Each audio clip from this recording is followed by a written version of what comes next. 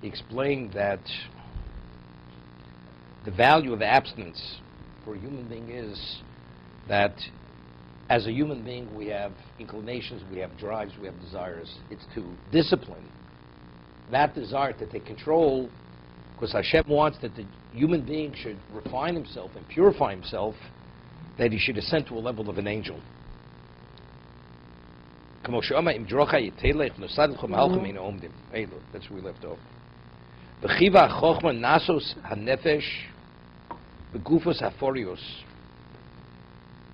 The God's wisdom dictated to discipline the neshama within the physical body, the earthy body, the kabbalas hagidul v'tosefes v'mitzua mazoros haruyim lahem. He says that have the capacity for growth and for advancement. V'hikiv haboris baruch v'dfoshes hanushis koach tavo. And within our physicality, we have desire. The person wouldn't have desire, wouldn't eat. The person wouldn't do anything.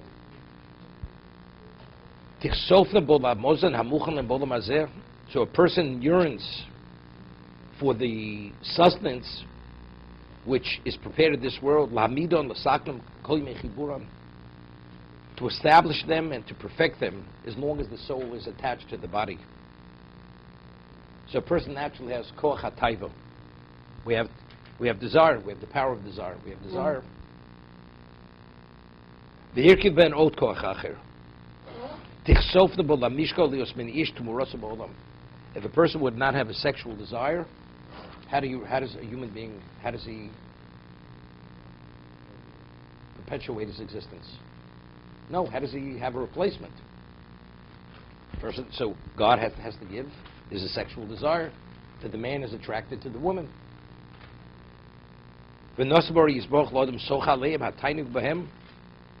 And God gives one actually reward, meaning it's worthwhile, because it's a pleasurable act. You desire and it's pleasurable. So that is the incentive to engage in the sexual act. Sometimes a person has a desire to eat, he has to eat the food, he's sick. No, doesn't feel well. So what is it? Next time he doesn't go near it.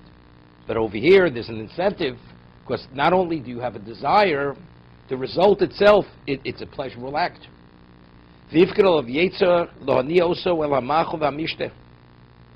And there's an inclination which is put in place to draw the person after food and drink, and to engage in procreation.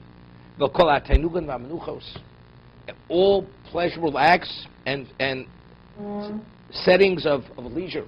A person has to relax once in a while. You have to. It's a necessity for a human being. All these are necessities, but it's within reason. So they have to be tempered. We have to temper our lives.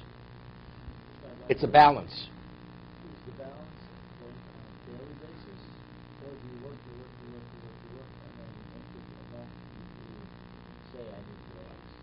Or every day should be built in that you learn, you sleep. Somebody once asked the Chazon Ish if he studies Musa. So, because the Chazon Ish, he had a phenomenal mind, and he was pure.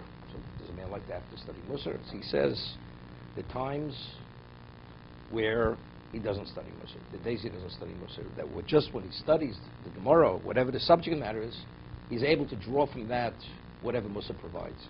But the times, he studies Chovos HaLevavos 2 hours a day. It depends on the day. If he has a need, he does. Otherwise, if the subject matter he studies in itself is sufficient, he doesn't. I once mentioned, my Rosh Hashanah once said, the Gemara says that if a person sees problems, suffering coming upon him, it says, Yifashish b'masov. You should introspect. So it says, after you've introspected and you find you did nothing wrong, you should attribute the Bittul Torah. So the question the Vilna Gaon asks, but if you introspected and you found he didn't transgress, so what do you mean you should attribute it to Bittul Torah?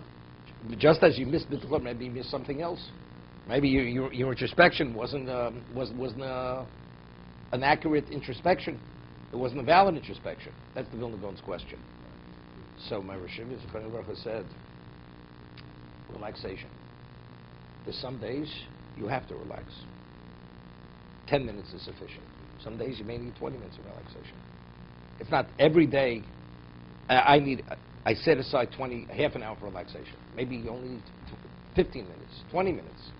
It's based on your need, because the obligation of Talmud Torah is only when you have time available, you must study.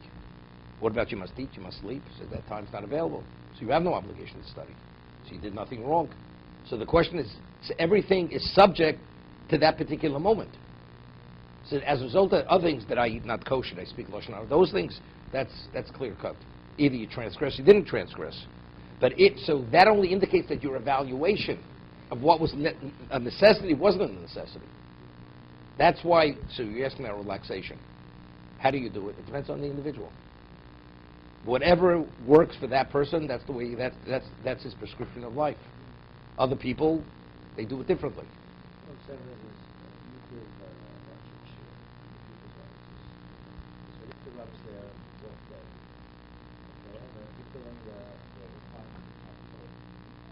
But is it better for that office to say, study for 7 hours, go to work for 8 hours, and I would really have to do your work? Unless you can afford to take the break. Unless you could afford to take the break. Right? So evidently they could afford. They study when they still take the break. But a person truly can't get away from the office. It's not possible, so, okay? But as they say, only God knows. We're not here to pass judgment. It's each person in his own, making his own evaluation of what he could do, what he can't do. That's what we're talking about, to be continued.